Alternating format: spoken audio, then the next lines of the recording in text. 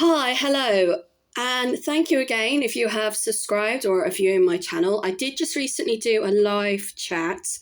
I had one person tune in, so thank you, whoever you are. Now, as you can see, um, the light in my bathroom, or aka my office, isn't that great. And for those of you who are commenting about how hairy my legs are, they have been hairier, trust me.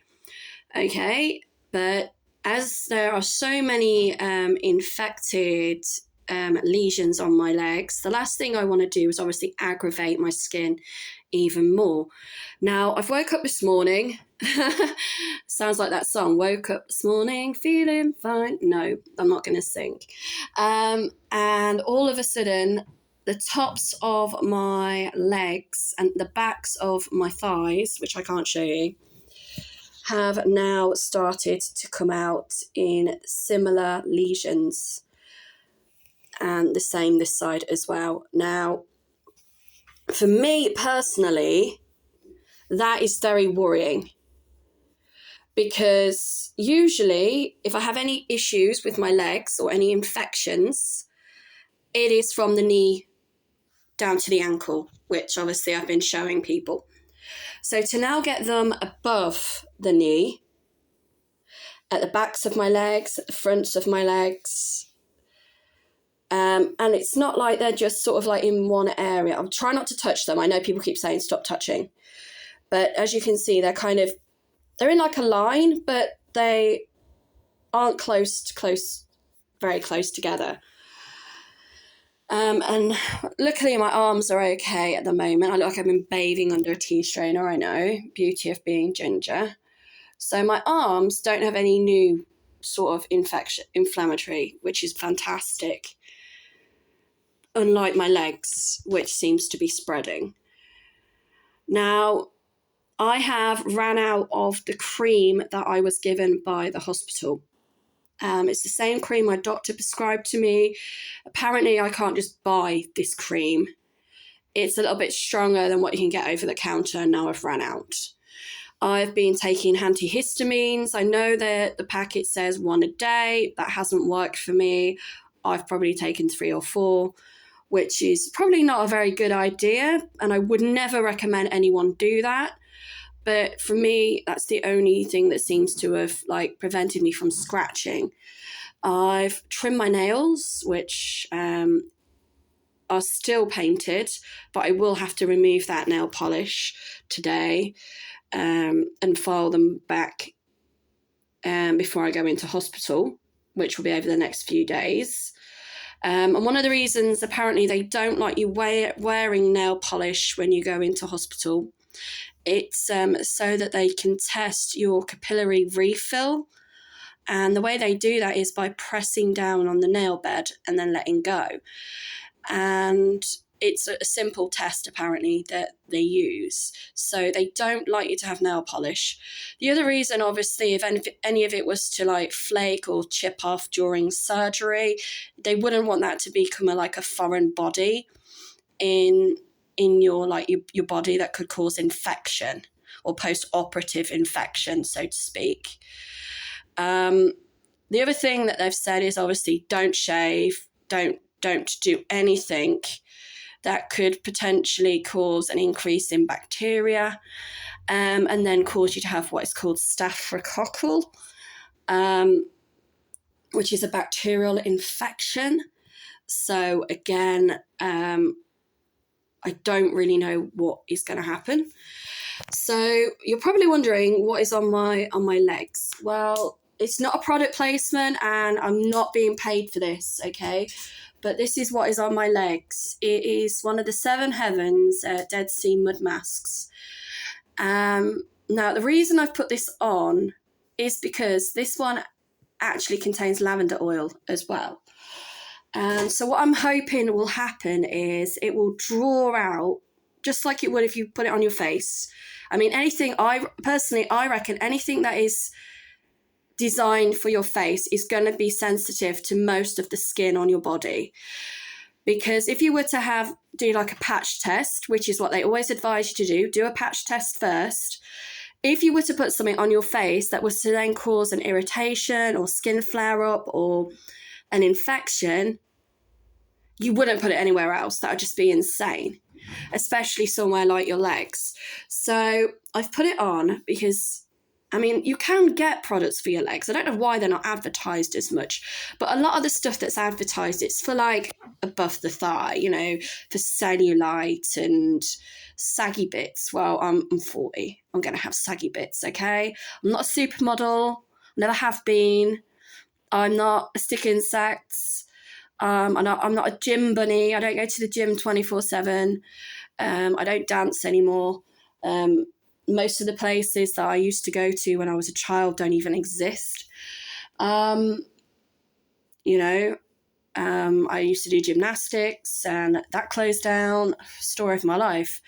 I feel very Gilbert Grapey when I say stuff like that. It's like Aurora. No, it's Nuneaton. Well, what's happened in Nuneaton today?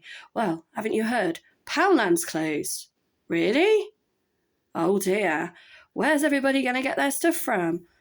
Oh, haven't you heard? Monsoon's closed, which was like years and years and years and years ago. Well, why did we have a monsoon in Nuneaton? People don't earn that type of money. The latest shops to close in my hometown are Pandora, which I class as chav jewellery, and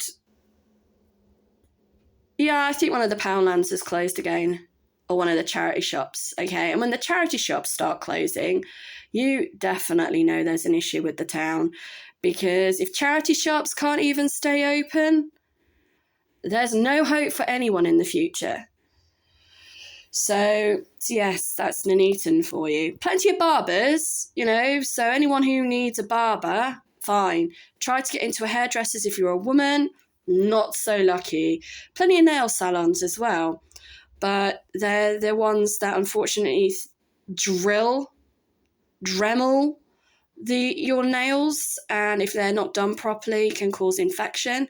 So I wouldn't recommend going to one of those nail salons. Been there, done that, wouldn't go again. And that is where I had my toes done and my nails done. Again, because I went for a job interview, I made an effort, but if I hadn't have gone for a job interview, I wouldn't have bothered, because at the end of the day, my hands are working hands, and I would rather be knee deep in dirt in the garden 24/7 than be sitting behind a desk or, stacking shelves. So, I mean, that is one of the reasons why I'm not happy that I have got early stages of arthritis, because it really, really gets in the way of my landscape gardening, and actually wanting to be outside, being not burned, but, I just enjoy being outdoors. So anyway, I've put this thing on my legs. Let me just recap what it was called. Deep Sea Mud Mask, but on my legs. And then what I'm going to do is I'm going to wash it off and see what happens. But at the moment, I don't know whether it's because I've took Claritin, which is a type of antihistamine. My legs are not feeling very itchy, which is fantastic. That is what I don't want to be. I don't want to feel like I want to just do this 24/7, because it's not good. And the other thing, obviously, I want to see whether I can reduce any of the scarring as well. I always said when I was younger, I always wanted to have really, really cool scars. Everyone I know in my family has gone down the tattoo route. I personally want to go down I wanted to look at doing a scarification. And I looked into it, and when I kind of read the pros and cons of scarification and the fact that it can cause really bad infections within the body, you can basically end up getting septicemia. I wasn't too convinced that scarification was for me. Plus, once you've got it, it's there for life. It's not like trying to do a tattoo removal. Scarification is basically where you remove pieces of your flesh to make a shape or a pattern on the skin, and then you kind of let it scar into you. But I always thought it'd be really cool to have like a good scar that, you know, had a really good story to it. But unfortunately, mine scars are very superficial. They're very like, oh yeah, mosquito bites. Yeah. Cutting my leg open with a hedge trimmer. Yeah, that was fun. Cutting my arm open with garden shears. So, yeah, they're not as good as... I went swimming in shark-infested water and I got bitten by a shark and I survived. I know that sounds really insane to do that, but I think it's because I always remember the Peugeot advert when I was younger, and it was my favourite song, True Colours, where the young boy actually saves the girl, and then in the end, I know it was all about the car, but for me it was all about the fact that this guy, as a young child, saved the girl, and, you know, and he had the scar of the shark bite on his, like sort of like on his torso. And as somebody who used to scuba dive, I used to always think, oh my God, you know, if I ever go diving, you know, these are potentially going to be the risks. And obviously I never got to that point with my scuba diving, which is a shame. So yeah, unfortunately, my scars are, like I said, they are very small, they are very superficial. They can hardly be seen, which is good in a way.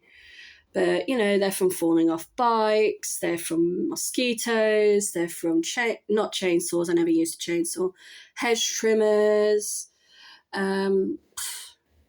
falling out of trees, yeah, did a lot of that when I was younger. Standing on things that I shouldn't have, yeah, that was fun. Yeah, when they use the phrase, trying to find a needle in a haystack, well, I have one better. Trying to find the eye of a needle in somebody's left foot when they stand on it. And if you're thinking I'm a silly cow, well, you're absolutely right. And I even have the x-rays to prove it. And only a few people will get that joke. All right. It says I have these really brilliant photographs that unless somebody was prepared to pay me like £1 million for, I would never sell them. And I wouldn't even share them on social media because once they're out there for life. So, yeah. And maybe the quick way for me to make $1 million would be to sell my x-rays. But anyway, that's a different story. So I'm going to leave it there. I've probably left this on a little longer than anticipated or recommended. I think they say like 5-10 minutes at the most. And I'm going to take it off and see if it has made any difference. So enjoy the rest of your Wednesday and don't be a stranger.